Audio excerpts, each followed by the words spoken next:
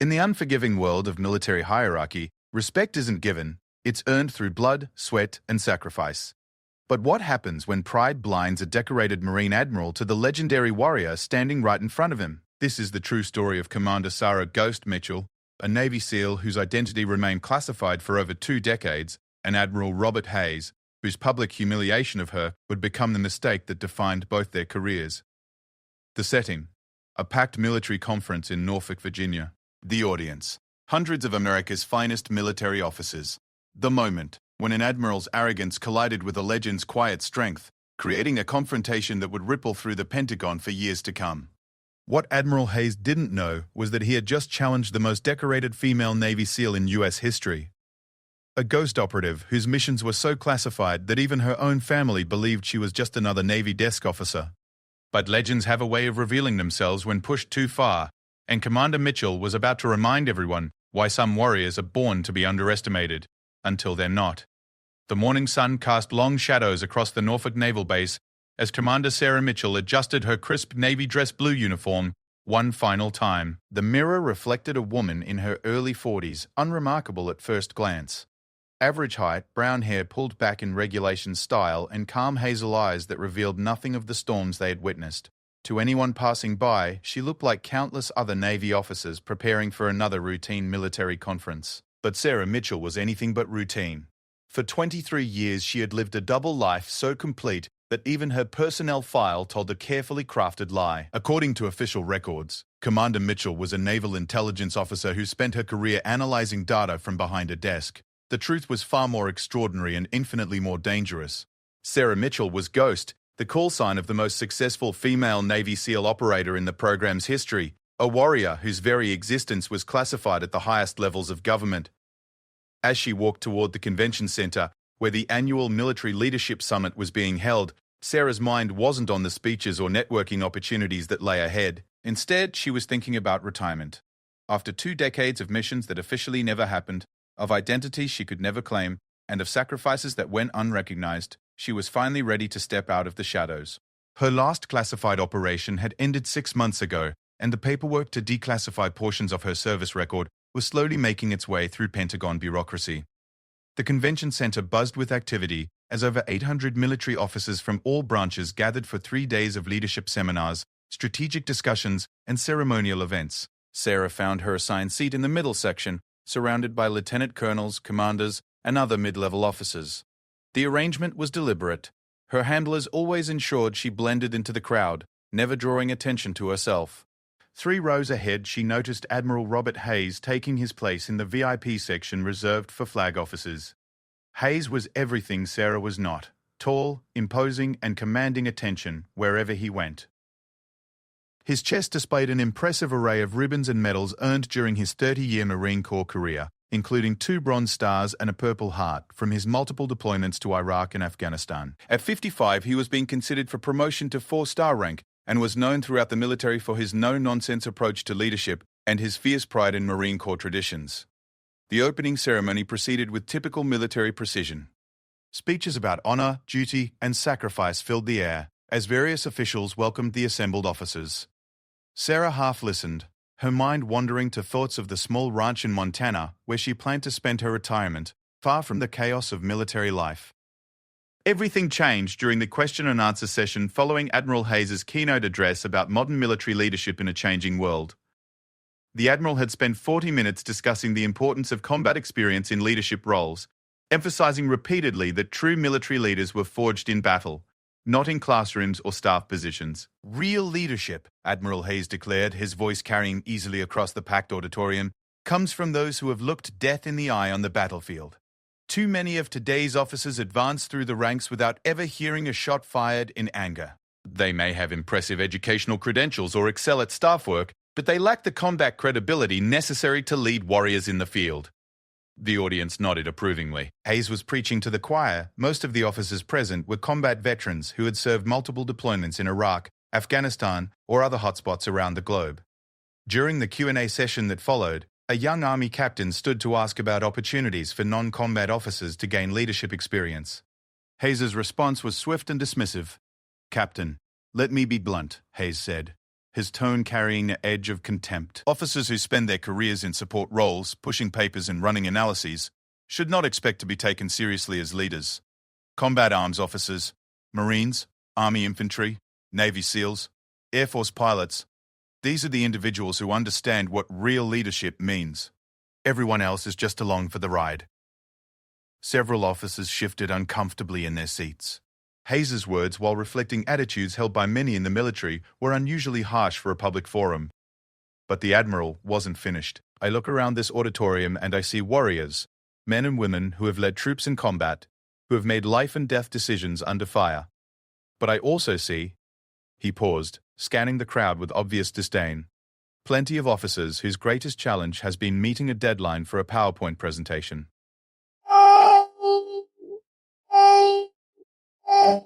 Some officers looked offended, while others nodded in agreement.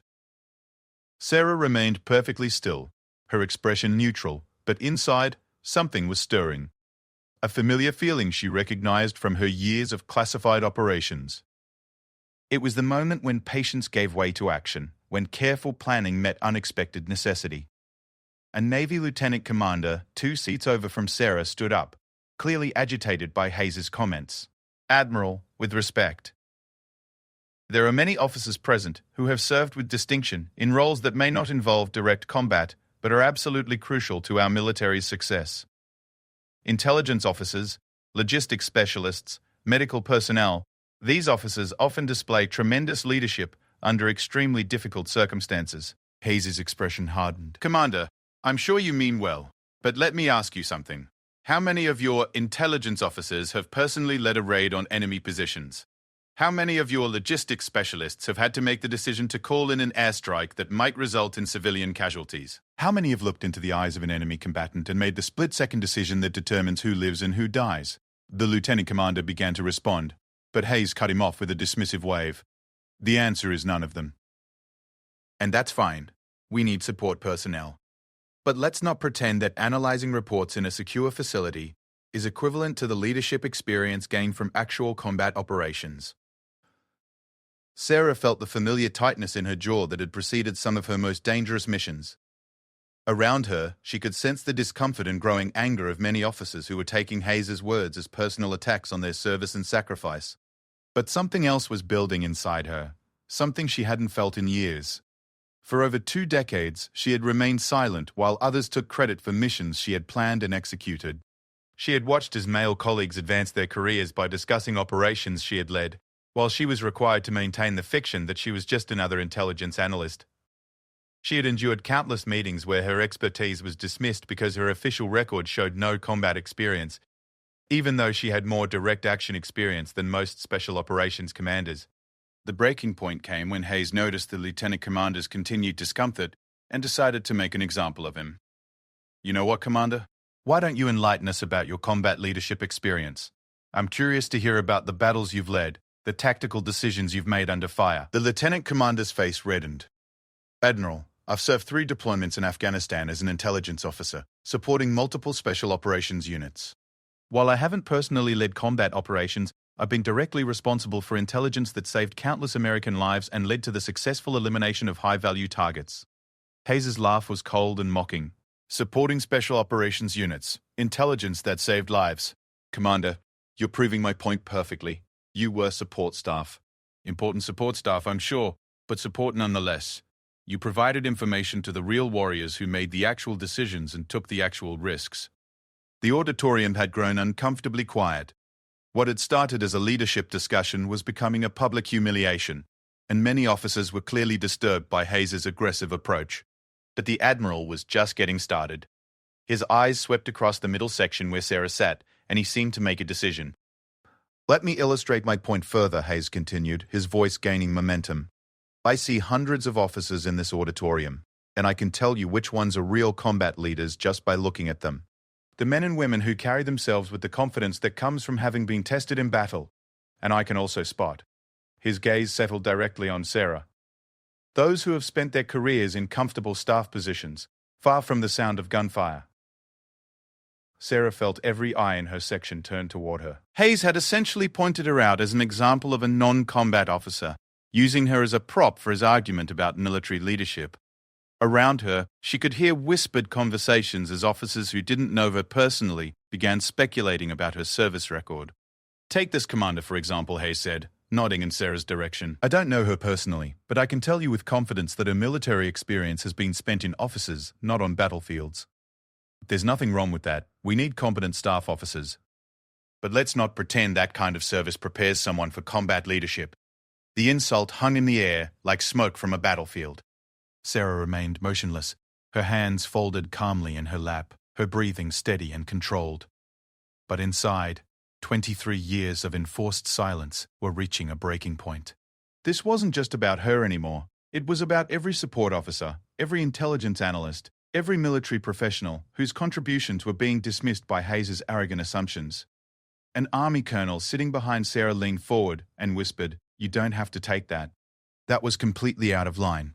But Sarah didn't respond. Instead, she was thinking about a night in Pakistan 12 years earlier when she had led a team of SEALs to extract a captured CIA operative. She remembered the split-second decision she had made when the extraction went wrong, the enemy fighters who had appeared out of nowhere, and the close-quarters combat that had followed. She thought about the Bronze Star with Valor device that sat in a classified file somewhere in the Pentagon, awarded for that mission but never officially recognized. She was thinking about 17 years of missions across 4 continents, of being the first woman to successfully complete the most demanding training programs in the US military, of operations so sensitive that their very existence would be denied by the highest levels of government. She was thinking about scars on her body that told stories she could never share, about friends whose names were engraved on classified memorials that the public would never see. Most of all, she was thinking about how tired she was of being invisible, of living a lie, of watching arrogant officers like Admiral Hayes make assumptions about warriors they had never met and battles they could never imagine. Sarah stood up. The movement was smooth, controlled, and somehow commanded immediate attention. Conversations throughout the auditorium died away as 800 pairs of eyes focused on the unremarkable Navy commander, who was now standing in the middle section, her posture straight and her expression unreadable. Admiral Hayes looked surprised. Clearly, he hadn't expected his chosen example of a staff officer to respond to his public humiliation. "Yes, Commander?" Hayes said, his tone carrying a mixture of curiosity and condescension. "Did you have something to add to our discussion about combat leadership?" Sarah looked directly at him, her hazel eyes steady and unflinching. When she spoke, her voice was calm, measured, and carried with perfect clarity throughout the silent auditorium. "Admiral Hayes," she said, "with respect, I think you may have made some incorrect assumptions about the officers in this room." "Oh? And what assumptions would those be, Commander?" Sarah paused for a moment, and in that pause, she made a decision that would change everything. The paperwork to declassify her service record was still months away from completion, but she was done living in the shadows. She was done being used as an example of everything that was supposedly wrong with modern military leadership. "You assumed, sir, that you could look at me and determine my combat experience. You used me as an example of an officer who has spent her career in comfortable staff positions. You suggested that my service has been limited to officers and PowerPoint presentations." Hayes' expression hardened. "Commander, are you suggesting that my assessment was incorrect?" The question hung in the air like a challenge. Around the auditorium, officers leaned forward in their seats, sensing that they were witnessing something unprecedented. This wasn't just a disagreement about military policy. This was a direct confrontation between a respected admiral and a commander who was apparently willing to challenge him publicly. Sarah's voice remained steady. "Admiral, I'm suggesting that making assumptions about any officer's service record without knowledge of the facts is both unprofessional and potentially embarrassing." A murmur ran through the crowd. The word embarrassing seemed to hit Hayes like a physical blow, and his face began to redden with anger. "Commander," Hayes said, his voice tight with barely controlled fury, "I've been in the military for 30 years. I've led Marines in combat operations across 3 different theaters of war. I think I'm qualified to recognize combat experience when I see it." Sarah nodded respectfully. "Your combat experience is well documented and highly respected throughout the military, Admiral. But with respect, your record is a matter of public knowledge. Mine, until recently, has been classified." The word classified sent a ripple of interest through the audience. Hayes, however, seemed to interpret Sarah's statement as an attempt to bluff her way out of an uncomfortable situation. "Classified?" Hayes laughed, but there was no humor in the sound. "Commander, Every officer in this room has worked with classified information. Having a security clearance doesn't constitute combat experience. Sarah's expression didn't change, but something shifted in her posture, something that the handful of special operations officers in the audience recognized immediately. It was the stance of a predator, perfectly controlled but ready to strike. "Admiral," Sarah said quietly, "you're absolutely correct that having a security clearance doesn't constitute combat experience. But having your entire service record classified because of the sensitive nature of your operations is something entirely different." The silence that followed Sarah's words was absolute. 800 military officers sat frozen in their seats, not daring to move as they witnessed what was rapidly becoming the most dramatic confrontation in the summit's 15-year history.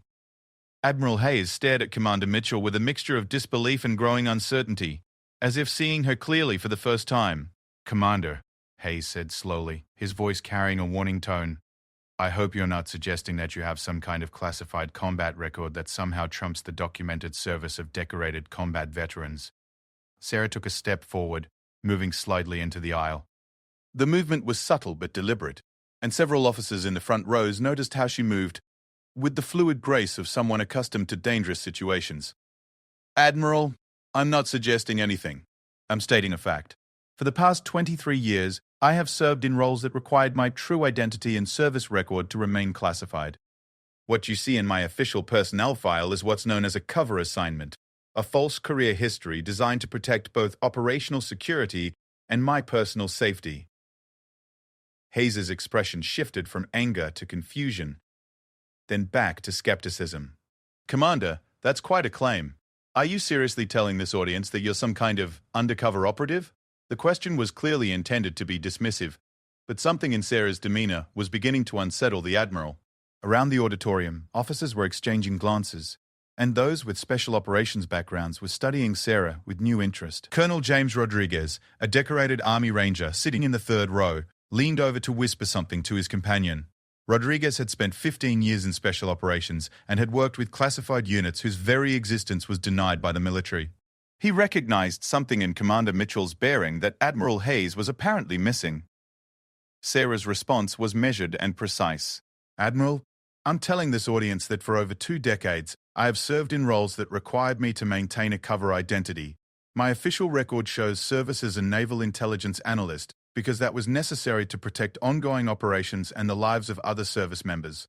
Hayes laughed, but the sound was strained. "Commander, this is becoming ridiculous. Are you claiming to be some kind of spy, some sort of classified warrior that nobody's heard of?" The mockery in his voice was clear, and Sarah could feel the tension in the room ratcheting higher. She was acutely aware that she was about to cross a line that couldn't be uncrossed, about to reveal information that had been classified for reasons of national security. But Admiral Hayes had pushed too far, and his public humiliation of not just her but numerous other officers demanded a response. "Admiral," Sarah said, her voice carrying a new edge of authority, "I'm claiming to be exactly what I am, a Navy SEAL who has spent the last 23 years serving in the most classified operations conducted by the United States military." The words hit the auditorium like a thunderclap. Gasps and murmurs erupted throughout the crowd as officers struggled to process what they had just heard. Admiral Hayes's face went through a series of expressions: surprise, disbelief, anger, and then something that might have been the first flicker of concern. "That's impossible," Hayes said immediately. "There are no female Navy SEALs. Women weren't even allowed to attempt SEAL training until 2016, and none have successfully completed the program." Sarah's smile was thin and humorless. "Admiral, that's what the public record shows, but the public record doesn't reflect classified programs that began in the 1990s. Programs designed to create highly specialized operators for missions that required capabilities and access that traditional SEAL teams couldn't provide." Colonel Rodriguez was now sitting bolt upright in his seat, his expression intense. He had heard whispers over the years about classified female operators, rumors that were always quickly denied by official sources. But the woman standing in the aisle wasn't speaking like someone making up a story. She was speaking with the calm precision of someone stating documented facts. Hayes shook his head emphatically. "Commander, I don't know what game you're playing, but I've been briefed on every major special operations program in the US. Military. There are no secret female SEAL programs, classified or otherwise." "Admiral," Sarah replied, With respect, your security clearance and need-to-know status wouldn't have given you access to information about programs like the one I participated in. These operations were compartmentalized at levels that existed above traditional military command structures. The auditorium was now buzzing with conversation as officers debated what they were witnessing. Some were clearly skeptical, viewing the exchange as an elaborate bluff by an officer trying to avoid professional embarrassment. But others, particularly those with special operations experience, were beginning to recognize elements in Sarah's demeanor and speech patterns that suggested she might be telling the truth. Master Chief Petty Officer William Santos, a retired Navy SEAL sitting in the front section reserved for senior enlisted personnel, was studying Sarah with particular intensity. Santos had spent 28 years in the SEAL community and had participated in operations so classified that he had never been able to discuss them, even with his family. Something about Commander Mitchell was triggering his operational instincts, the way she carried herself, the precise way she spoke, and most importantly, the absolute calm she maintained under pressure. Admiral Hayes, however, was not backing down. If anything, Sarah's claims were making him more aggressive. "Commander Mitchell," he said, using her name for the first time after apparently reading it from her nameplate, "what you're suggesting is not only impossible, but potentially a violation of military regulations regarding false official statements. I strongly advise you to reconsider these claims." Sarah's expression didn't change. "Admiral, I understand your skepticism. The program I was part of was designed specifically to remain invisible, even to senior military leadership. But since you've chosen to make my service record a matter of public discussion, I'm prepared to provide details that can be verified through appropriate channels." Hayes' face was now flushed with anger and frustration. The situation was spiraling beyond his control, and he was beginning to realize that Commander Mitchell wasn't behaving like someone who was bluffing. But his pride and his public reputation were now on the line, and backing down wasn't in his nature. "Fine," Hayes said, his voice carrying across the silent auditorium. "Since you're so confident in these alleged classified credentials, why don't you enlighten all of us? What exactly did this secret SEAL program involve? What were these mysterious operations that were supposedly so classified that nobody in the military leadership knew about them?" Sarah paused for a moment, and in that pause, she was mentally reviewing classified protocols and making calculations about what information she could reveal without compromising ongoing national security interests. The fact was, many of the operations she had participated in were now declassified or could be discussed in general terms without revealing specific methodologies or continuing programs. "Admiral," she began, "between 1990 and 2022, I participated in operations across 4 continents involving direct action missions, high-value target elimination, sensitive site exploitation, and personnel recovery operations. These missions were conducted under the authority of special access programs that exist outside normal military command structures." Hayes scoffed. "Commander, you're throwing around a lot of impressive-sounding terminology, but you haven't provided a single specific detail that couldn't be learned from reading Tom Clancy novels." Sarah's eyes hardened slightly. "Very well, Admiral. Since you require specifics, Operation Ghostwalker, conducted in the federally administered tribal areas of Pakistan in 2014, involved the extraction of a CIA operative who had been captured while conducting surveillance on a high-value al-Qaeda target. The operation required infiltration through contested territory, close-quarters combat engagement with hostile forces, and extraction under fire. The mission lasted 18 hours and resulted in the successful recovery of the operative and the elimination of 12 enemy combatants." The level of detail in Sarah's account sent a visible shock through the audience. These weren't the vague generalities that might be found in popular fiction. She was providing specific operational details that suggested real experience. Master Chief Santos leaned forward in his seat, his expression now one of complete attention. He had participated in similar operations during his career, and he recognized the authentic ring of Sarah's description. More importantly, he was beginning to remember fragments of conversations he had overheard years earlier about female operators who participated in missions so classified that their very existence was denied. Admiral Hayes, however, remained stubborn in his disbelief. "Commander, anyone with access to classified briefings could repeat operational details from completed missions. That doesn't prove you were actually there." Sarah nodded calmly. "You're absolutely correct, Admiral. Operational details alone don't constitute proof. However, I also carry physical evidence of my service that might be more convincing." Without waiting for a response, Sarah began rolling up the right sleeve of her dress blue uniform. As the fabric moved up her forearm, a complex tattoo became visible, a design that made several special operations veterans in the audience sit up straighter. The tattoo was a trident, but not the standard Navy SEAL trident that adorned thousands of warriors. This design was subtly different, incorporating elements that only a handful of people in the military would recognize. Below the trident were a series of small marks that looked like simple geometric designs but were actually mission markers. Symbols used by classified units to commemorate operations that couldn't be officially acknowledged. Colonel Rodriguez was now standing slightly in his seat, squinting to get a better look at the tattoo.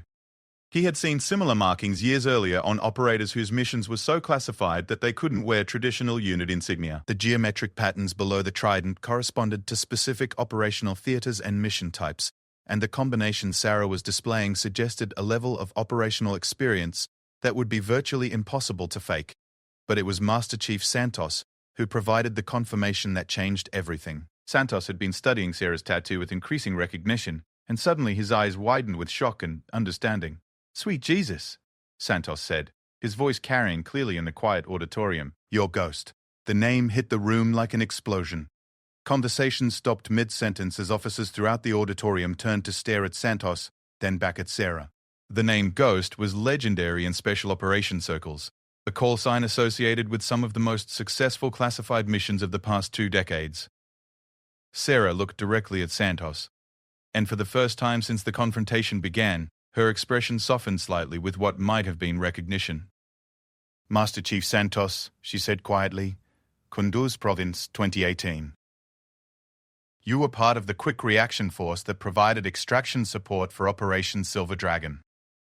Santos's face went pale. Operation Silver Dragon had been so classified that he had never been able to discuss it with anyone, including his wife. The fact that Commander Mitchell not only knew about it but knew his specific role suggested a level of access that only someone with the highest security clearances and direct operational involvement could possess. "Ma'am," Santos said, his voice now carrying a tone of respect that hadn't been there before. "I heard stories about Ghost for years, but I never knew." "You never knew I was a woman," Sarah finished. "That was the point, Master Chief.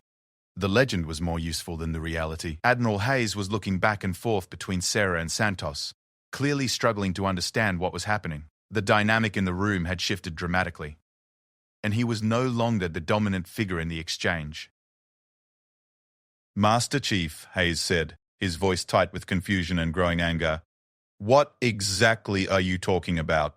What is this ghost operation you're referring to?" Santos looked uncomfortable, clearly aware that he was treading into classified territory. "Admiral, with respect, I can't discuss specific operational details, but if Commander Mitchell is who she says she is, then she's one of the most decorated warriors in the U.S. military." Hayes' face was now bright red with frustration and embarrassment. What had started as a routine humiliation of a staff officer had turned into something he couldn't control or understand. Worse, he was beginning to realize that he might have made a catastrophic error in judgment.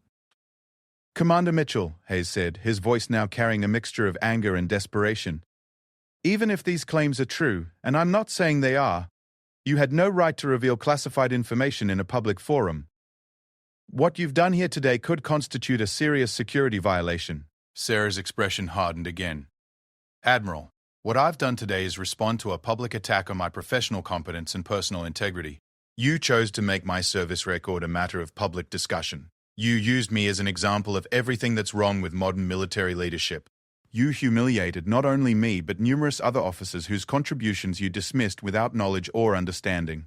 She took another step forward, and her voice carried a new edge of authority that made several officers in the front rows straighten in their seats. "You want to talk about leadership, Admiral?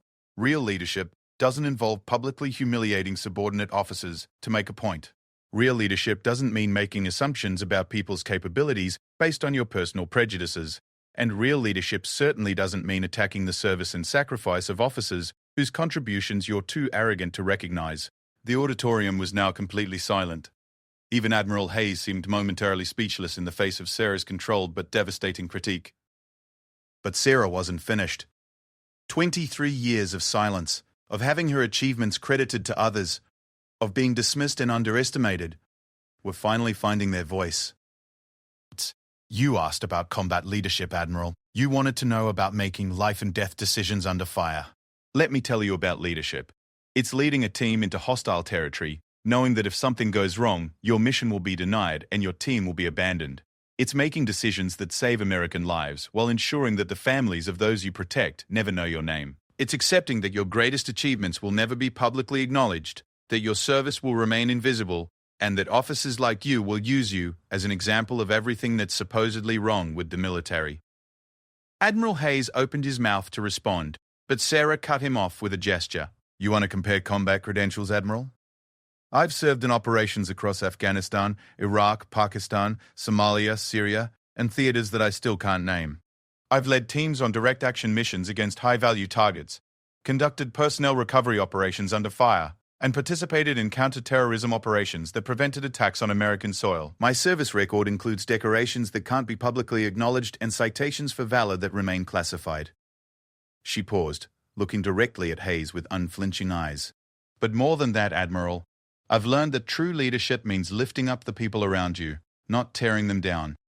It means recognizing that courage and competence come in many forms, not just the ones that fit your narrow definition of what a warrior should look like. The confrontation had reached a turning point, and everyone in the auditorium could feel it. Admiral Hayes was no longer the confident, commanding figure who had begun the morning session. Instead, he looked like a man who was beginning to realize that he had made a terrible mistake, one that could define the rest of his career. The tension in the Norfolk Convention Center was so thick it seemed to press against the walls. Admiral Hayes stood frozen at the podium, his face cycling through shades of red and white as the full implications of his situation became clear.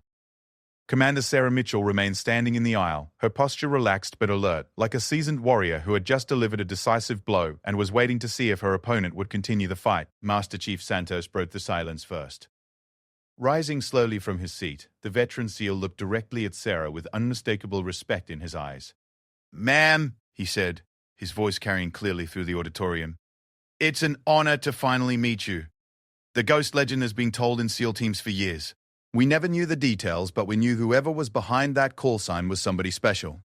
His words seemed to break a dam of recognition throughout the audience. Other special operations veterans began nodding in understanding, and whispered conversations erupted as pieces of the puzzle fell into place. The name Ghost had indeed been whispered in classified briefings and informal gatherings for over a decade, associated with missions that had saved American lives and eliminated high-value targets across multiple theaters of operation. Colonel Rodriguez stood next, his Army Ranger background giving him insight into the complex world of classified operations. "Commander Mitchell," he said formally, "if you are who you claim to be, then you have my deepest respect and gratitude. Some of us have heard fragments of the ghost operations over the years. We know those missions made a difference." Admiral Hayes watched this exchange with growing horror as he realized that his attempt to humiliate a staff officer had instead exposed him as someone who had publicly attacked one of the military's most accomplished warriors. The career implications were staggering, but the personal embarrassment was even worse. "Wait," Hayes said, his voice cracking slightly with desperation. "Master Chief Colonel, you can't seriously believe this fantasy. There are no female Navy SEALs. There never have been. This is some elaborate deception, and you're all being taken in by it." But his protests were sounding increasingly hollow, especially as more special operations veterans throughout the auditorium began showing signs of recognition. Captain Maria Vasquez, an Air Force Special Operations officer, had worked joint missions with mysterious units whose operators' identities were strictly compartmentalized. She was studying Sarah with the same growing recognition that was spreading through the crowd. Sarah turned to address Admiral Hayes directly, her voice calm but carrying an undertone of steel that made everyone in the room pay attention. "Admiral, I understand your disbelief. The program I was part of was specifically designed to remain invisible, even to senior military leadership. But your skepticism doesn't change the facts of my service, and your public attack on my professional competence demanded a response." She gestured toward the audience, many of whom were now looking at Hayes with expressions ranging from disappointment to disgust. "You used your position and authority to humiliate not just me, but dozens of other officers whose contributions you dismissed without understanding. You turned a leadership summit into a platform for your personal prejudices about what constitutes real military service." Hayes's face was now bright red, but whether from anger or embarrassment was impossible to tell.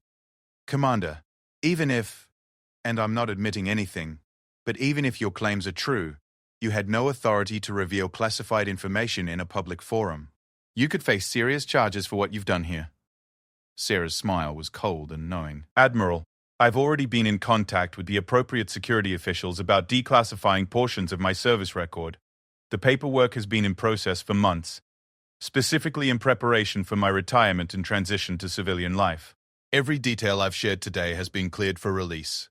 This revelation hit Hayes like a physical blow.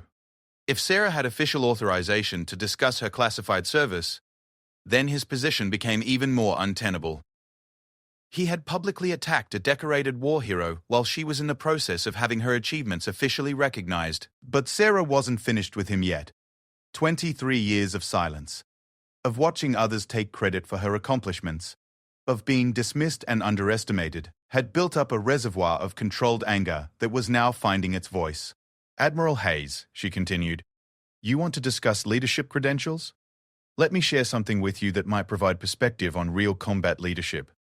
She rolled up her left sleeve, revealing another series of scars that told their own story. Unlike the tattoo on her right arm, these marks were clearly from wounds sustained in battle, shrapnel scars, bullet graze marks, and the distinctive pattern of burns that come from explosive devices. These are from Operation Nightfall in 2016, conducted in the mountains of northeastern Afghanistan. My team was tasked with eliminating a high-value target who was coordinating attacks against American forces. The operation went sideways when we encountered twice the expected enemy strength, and our extraction was compromised. The auditorium was completely silent as Sarah continued her account, her voice steady and matter-of-fact. I had two choices: abandon the mission and extract my team, or adapt and complete the objective while accepting significantly higher risk. I chose to complete the mission. We eliminated the target, but during extraction, our helicopter took heavy fire and went down 3 kilometers from the landing zone. Admiral Hayes was staring at her now with a mixture of horror and fascination, beginning to understand the depth of his error. 3 of my team members were wounded in the crash. I had to make the decision to carry out a wounded teammate while coordinating the defense of our position until the quick reaction force could reach us. We held that position for 4 hours against sustained enemy attack. Sarah's voice never wavered, but the audience could hear the weight of memory in her words. That's combat leadership, Admiral. Making decisions when there are no good options. When failure means your people don't come home. When success requires you to ask everything of yourself and your team. And then, when it's over, writing reports that credit other units for the operation while your own team's sacrifice remains classified. Master Chief Santos was nodding grimly. He had been on similar operations, understood the burden of classified service where heroism went unrecognized and sacrifices remained invisible. General Patricia Williams, a 2-star Army general who had been sitting quietly in the VIP section, finally stood up as one of the most senior officers present and someone with extensive experience in classified operations. Her voice carried significant authority. Admiral Hayes, she said, her tone formal and cutting, I think it's time for you to apologize to Commander Mitchell and to every other officer you insulted with your inappropriate remarks this morning. Hayes looked around the auditorium desperately, seeking support that was clearly not forthcoming. The audience was now openly hostile to him, and several senior officers were shaking their heads in disgust at his behavior. General Williams, Hayes said weakly, I was simply making a point about the importance of combat experience in military leadership. I never intended. Admiral. General Williams cut him off sharply. What you intended is irrelevant. What you accomplished was to publicly humiliate multiple officers based on assumptions and prejudices rather than facts. Worse, you used your rank and position to attack subordinates who couldn't defend themselves without violating security protocols.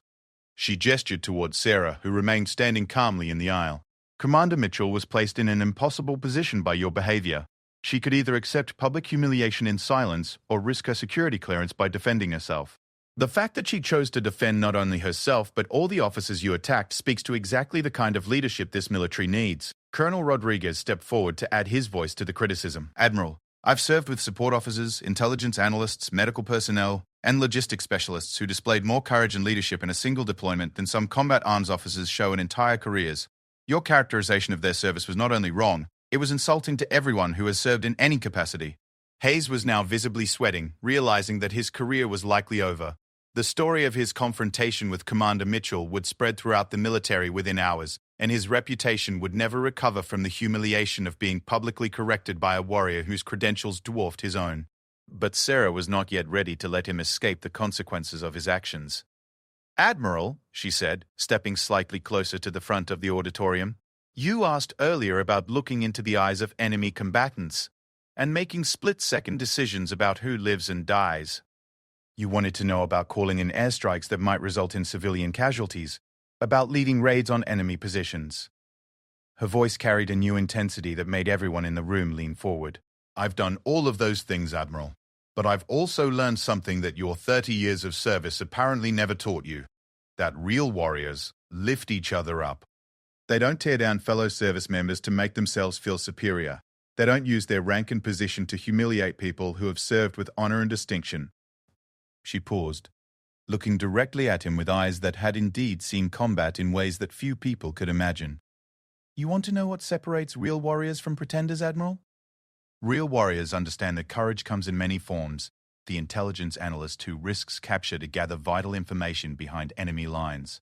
The medical officer who runs through gunfire to treat wounded soldiers. The logistics specialist who keeps supply lines open despite constant attack. The support staff who work 18-hour days to ensure that combat units have everything they need to succeed. The auditorium erupted in spontaneous applause as Sarah's words resonated with officers who had served in every capacity across the military spectrum.